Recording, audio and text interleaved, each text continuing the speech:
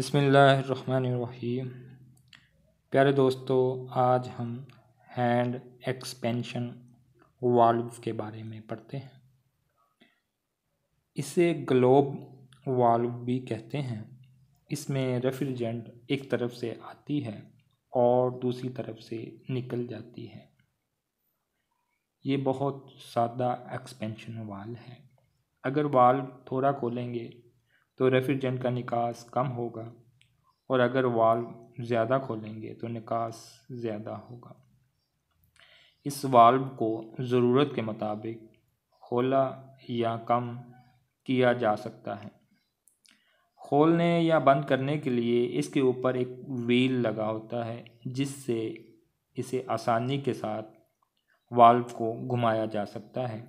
ये वाल्व आमतौर पर ऐसे कमर्शियल यूनिटों के साथ इस्तेमाल किए जाते हैं जो ऑटोमेटिक नहीं होते, बल्कि इनको कंट्रोल करने के लिए ऑपरेटर की ज़रूरत होती है। ये वाल्व ज़्यादातर बर्फ़खानों में इस्तेमाल किया जाता है।